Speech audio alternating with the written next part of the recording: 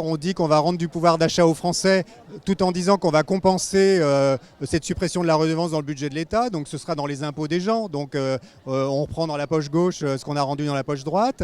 Ensuite, évidemment, le budget de l'État, c'est un risque très important parce qu'on sait que lors de la discussion budgétaire tous les ans, le financement est en concurrence avec d'autres financements. Quel poids on ferait face à la santé, aux besoins de financement de la santé dont on voit les difficultés énormes qui traversent. Quel poids on fait face à la nécessité de financer l'enseignement, la justice. Voilà, donc on sait très bien qu'on sera écrasé dans ce débat-là. On est là, même si Macron ne veut pas, nous on est là. On a en plus l'expérience de ce qu'a été la suppression de la publicité après 20 heures par Sarkozy, où on nous avait assuré qu'on compenserait pour France Télévisions à l'euro près les 450 millions d'euros annuels de manque à gagner.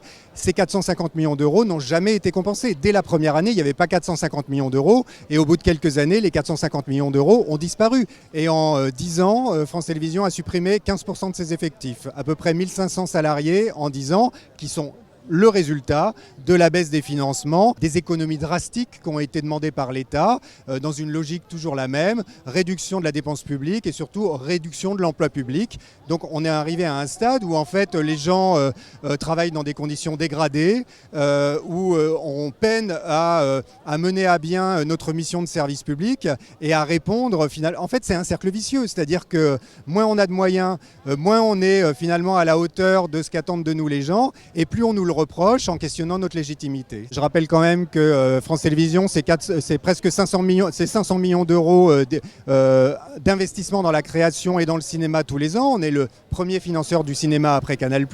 On est le premier financeur de la création en France. On finance plus de la moitié de l'animation en France. Donc on a un rôle extrêmement important. Tous les grands événements sportifs, populaires, etc., on peut les voir sur les antennes de France Télévisions. Qu'adviendra-t-il quand on ne sera plus là ?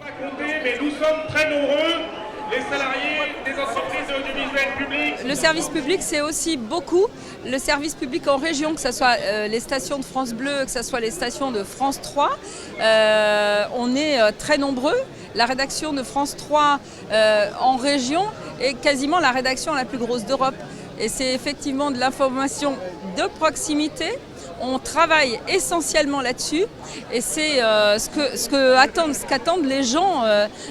Et s'il n'y a plus d'argent, s'il n'y a plus de redevances, si petit à petit tout ce financement s'étiole, eh bien on n'aura plus les moyens de faire notre travail que les gens attendent. J'attends que les députés qui prennent leurs fonctions aujourd'hui puissent nous entendre et comprendre cela au-delà des étiquettes politiques. Parce que ça me paraît évident que nous sommes un petit peu leur vitrine aussi quelque part en région. Je parle des médias régionaux. Alors évidemment, on n'est pas leur porte-micro, ça c'est clair.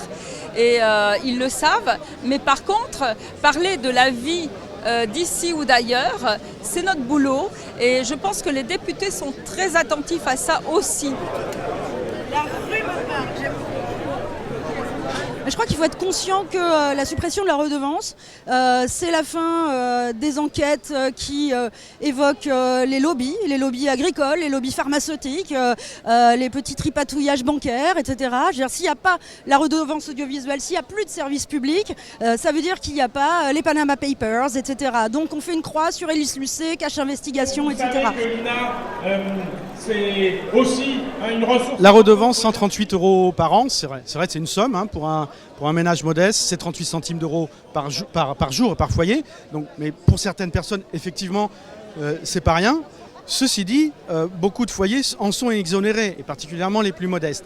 Et donc, nous, on n'est pas contre le fait de redéfinir un nouveau modèle de redevance, parce que de toute manière, vu la suppression de la taxe d'habitation, elle va être supprimée.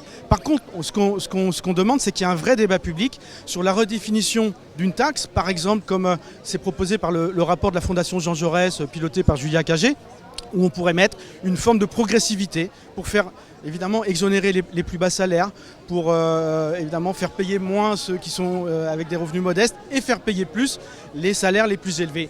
Et comme ça, au travers de la redéfinition d'une nouvelle contribution à l'audiovisuel public, injecter aussi du gain sur le pouvoir d'achat avec cette progressivité.